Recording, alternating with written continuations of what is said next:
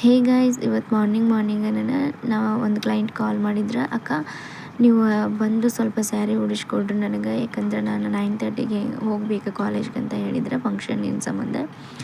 Photoshoot ಕೂಡ ಐತಿ ಅಂತ ಹೇಳಿದ್ರೆ, ಸರಿ ಅಂತ ಹೇಳಿ ಹೋದೆ. ಅವರು ಭಾಳ ರಿಕ್ವೆಸ್ಟ್ ಮಾಡ್ಕೊಂಡಿದ್ರು. ಆದರೆ ಒಂದಂತರೂ ನಿಜ, ನಂಗೆ ರಿಕ್ವೆಸ್ಟ್ ಮಾಡ್ಕೊಳ್ಳಿ ಬಿಡಲಿ, ನಾನು ಕರೆದ ತಕ್ಷಣ ಹೋಗ್ತೀನಿ ರೀ. ಯಾಕಂದ್ರೆ ನನಗೆ ಬೇಕಾಗಿರೋದು ವರ್ಕ್, ಆ ಉದ್ದೇಶಕ್ಕಾಗಿ. ಅದು 7 ಗಂಟೆ ಅಷ್ಟೇ ಅಲ್ಲ, 5 ಗಂಟೆ ಆದರೂ ಕೂಡ ಹೋಗ್ತೀನಿ.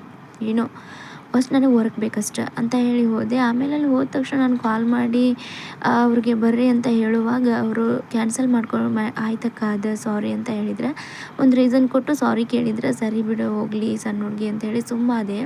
ಯಾಕಂದ್ರೆ ನನಗೆ ನೆಕ್ಸ್ಟ್ ಕ್ಲೈಂಟ್ ಇದ್ದರು, ಆ ಉದ್ದೇಶಕ್ಕೆ ನನಗೇನು ಅನ್ನಿಸ್ಲಿಲ್ಲ. ಆದರೆ ಕೆಲವೊಬ್ಬರು ಕ್ಲೈಂಟ್ ಕಡಿಮೆ ಇದ್ದವ್ರು ಏನು ಮಾಡಿಬಿಡ್ತಾರಪ್ಪ ಅಂದರೆ, ಒಬ್ಬರು ಬಂದ್ರಲ್ಲ ಅಂತ ಖುಷಿ ಪಟ್ಬಿಡ್ತಾರೆ.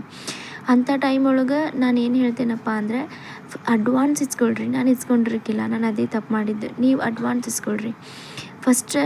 ನಮ್ಮ ಟೈಮಿಂಗಿನ್ಗಿಂತ ಬಿಫೋರ್ ನೀವು ಸರ್ವಿಸ್ ಕೇಳ್ತಾ ಇದ್ದೀರಿ ಅಂದರೆ ನೀವು ಫಸ್ಟ್ ಅಡ್ವಾನ್ಸ್ ಹಾಕ್ರಿ. ನಾಳೆ ನನಗೆ ಮಾರ್ನಿಂಗ್ 7 ಗಂಟೆಗೆ ಬೇಕು ಅನ್ನೋದಾದರೆ ಅಡ್ವಾನ್ಸ್ ಕೊಡಂತ ಹೇಳ್ರಿ.